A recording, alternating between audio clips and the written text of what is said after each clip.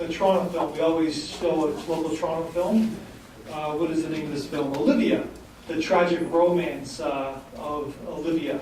I just want to say I appreciated it. I appreciated this story and how it was told without any actual graphic details, but yet the emotion and the trauma was still evoked just from the girl's narrative. Yeah. Also, it's very appropriate due to like all the controversy going on with the Russian Olympics and everything. It's highlighting a thing that is actually very insanely stigmatized still today, and it shouldn't be.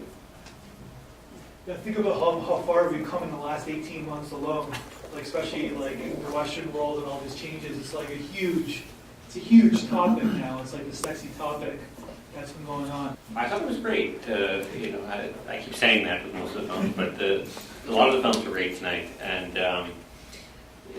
it's another example of building the tension without without action and without, like they were saying, graphic storytelling. You don't have to do everything.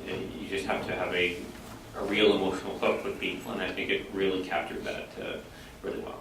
The voiceover was interesting. I thought it was very chaotic at times, but then maybe that was done on purpose. I don't know. I'm curious to hear what you guys think about that. This movie made me really sad. Like really, I don't tend to get really emotional, but this really like ruined me. This movie, I couldn't see the third one, although I wouldn't get it anyway.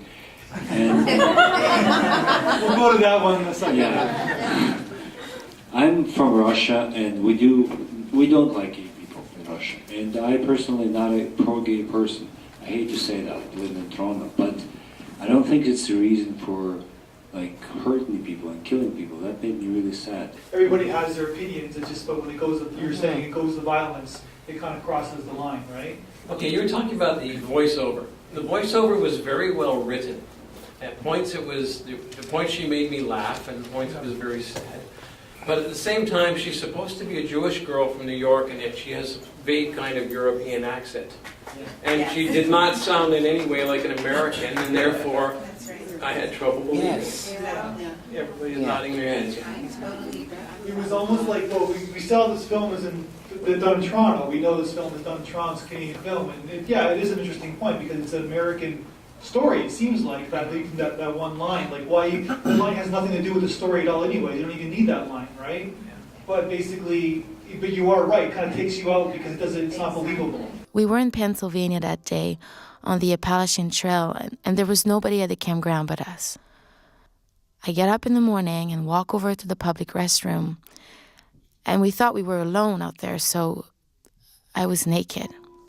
And I get halfway down the trail, and there's this guy coming out of the woods, and he's weird looking. Pale, knit cap in the middle of summer, sweatpants, ratty t-shirt. Got a cigarette, he asked me? And he's laughing, because how would I have a cigarette? I'm naked. And I said, geez, my God, I'm sorry. I'm so embarrassed I could die. So I run back to the tent to Olivia and tell her we've got to get dressed. There's a man out here. But I think the movie just gets its point across. That these are two very different people, but they just found compassion. They're just trying to, break their boundaries. And at the end, it's all about how hard it is to let go of something that you want so bad. But you just have to do it, regardless of your background. But I think here, the artists who wrote the concepts and the characters, they just had to bring something up which is real.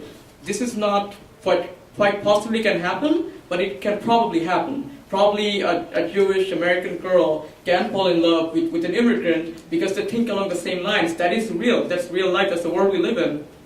So I think that's the perfect one to go with it. Because I think that was the point of the voiceover, is that we all come from different worlds, we all come from different backgrounds, and it doesn't really different sexes, and we fall in love because we fall in love, and that was kind of the point.